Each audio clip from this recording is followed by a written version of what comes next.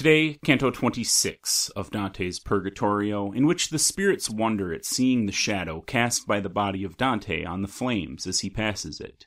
This moves one of them to address him. It proves to be Guido Guincelli, the Italian poet, who points out to him the spirit of Arnauld Daniel, the Provençal, with whom he also speaks. Now, Canto 26 of Dante's Purgatorio.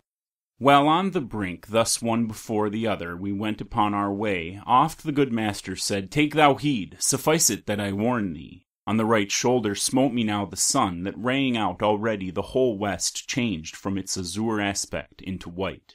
And with my shadow did make the flame appear more red, and even to such a sign shades saw I many, as they went give heed. This was the cause that gave them a beginning to speak of me, and to themselves began they to say, "That seems not a facetious body." Then towards me, as far as they could come, came certain of them, always with regard not to step forth where they would not be burned. O thou who goest not from being slower but reverent perhaps behind the others, answer me, who in thirst and fire am burning. Nor to me only is thine answer needful, for all of these have greater thirst for it than for cold water Ethiop or Indian.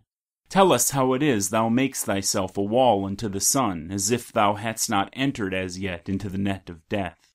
Thus one of them addressed me, and I straight should have revealed myself, were I not bent on other novelty that then appeared.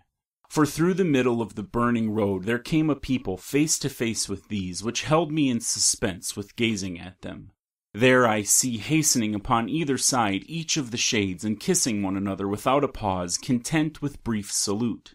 Thus in the middle of their brown battalions, muzzle to muzzle, one ant meets another, perchance to spy their journey or their fortune.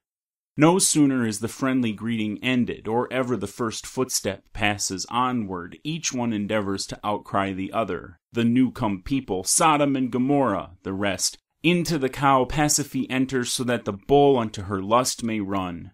Then, as the cranes that no Riphaean mountains might fly in part towards the sands, these of the frost, those of the sun avoidant. One folk is going, and the other coming, and weeping they return to their first songs, and to the cry that most befitteth them. And close to me approached, even as before, the very same who had entreated me, attent to listen in their countenance.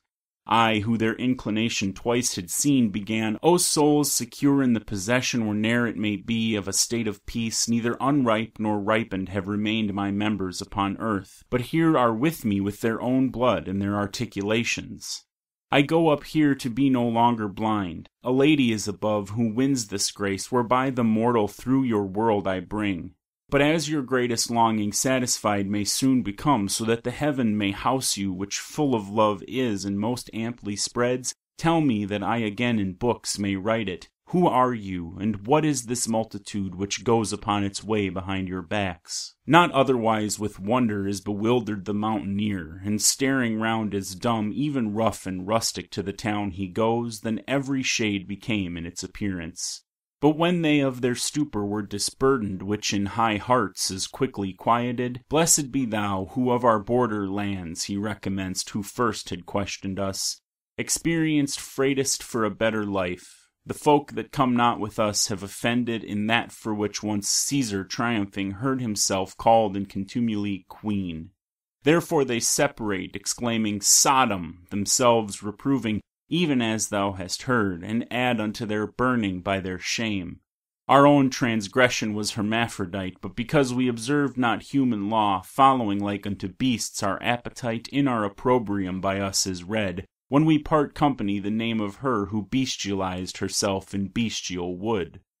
Now know'st thou our acts, and what our crime was. Wouldst thou perchance by name know who we are? There is not time to tell, nor could I do it. Thy wish to know me shall soon be granted.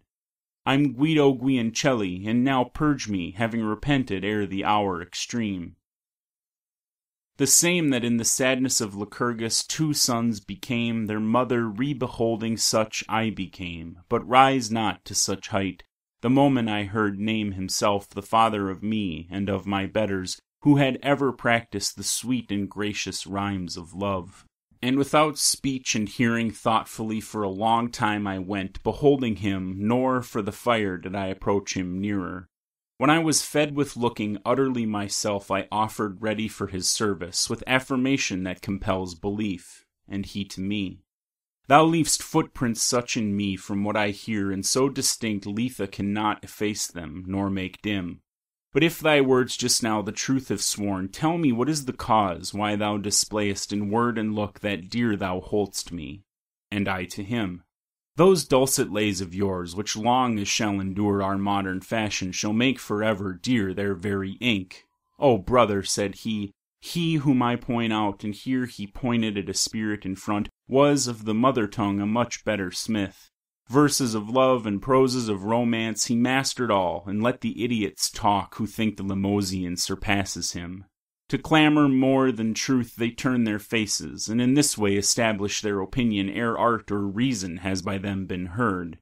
Thus many ancients with Guittone did, from cry to cry, still giving him applause, until the truth has conquered with most persons. Now if thou hast ample privilege, 'tis granted thee to go unto the cloister wherein is Christ the abbot of the college. To him repeat for me a paternoster, so far as needful to us of this world where power of sinning is no longer ours.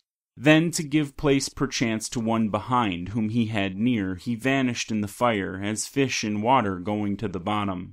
I moved a little towards him, pointed out, and said that to his name my own desire an honorable place was making ready. He of his own free will began to say, so pleases me your courteous demand. I cannot and I will not hide me from you. I am Arnott, who weep and singing go. Contrite I see the folly of the past, and joyous see the hoped-for day before me.